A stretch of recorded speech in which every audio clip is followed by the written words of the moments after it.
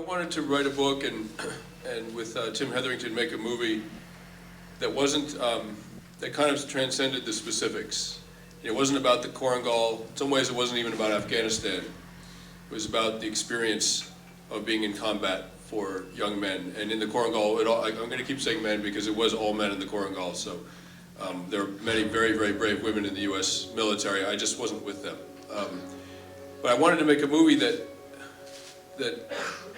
allowed people back home to experience, to have an understanding of that experience. Vietnam vets have come up to me and said, "Thank you for telling our story." And when I heard that for the first time, I realized like this thing that Tim and I had wanted to do, we'd actually pulled it off. We'd made it about something bigger or more profound or more universal than this particular war or that particular hilltop. And I only hope that this movie is able to tell my mother and my wife the things that I won't tell them, the things that I can't tell them. And it did. What do you think you're able to succeed in where other recent filmmakers have sometimes had a tough time capturing? Was it that camaraderie that you had with these guys? Was it their willingness to let you into their world? What do you think the keys were to really make this as powerful as it is? We just racked up a lot of time with them, and particularly the downtime. I mean, you can really get to know people pretty well when you're stuck on a hilltop without any communication or entertainment for weeks at a time, and that was what we did.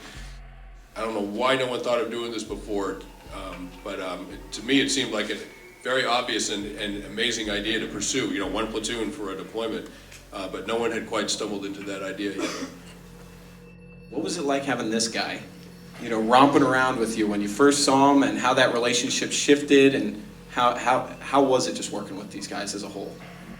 I knew when I first met Sebastian that he already had some credibility with the company because he'd been over in Afghanistan with the boys during their first deployment over there. They'd been talking Sebastian up and how he was, you know, physically fit. He understood what was going on. I kind of trusted the fact that Sebastian knew what it was that he was getting himself into.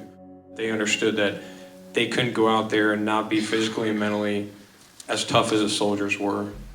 Every single time we came out there, we'd ask him before you start filming, we're like, you gotta tell our story, right? You aren't gonna make this into some political thing or point it one way or another way. And after Vanity Fair came out, we started to trust him because he wrote that very well. It came out very well, and he actually told our story, what actually happened to us out there. We used to mess around with Tim and Sebastian, wake him up for guard, just messing with him. They never pulled guard, but they eventually became one of the family with us, so it worked out good. Is this whole McChrystal thing with Rolling Stone, is that going to limit your access and access like you had to other guys?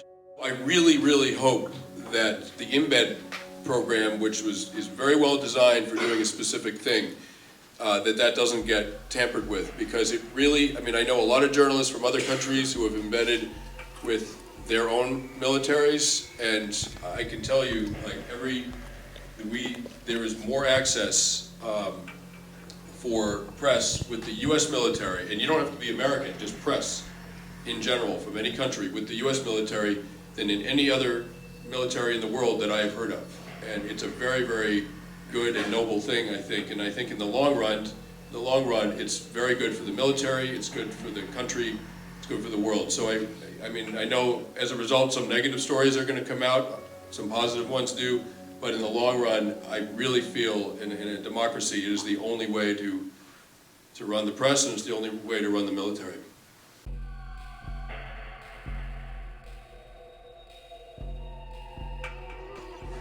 It's surreal. I mean, I never thought it was going to transpire from 15 months in combat of living in and fighting with those guys, and then actually seeing our story told up on the big screen.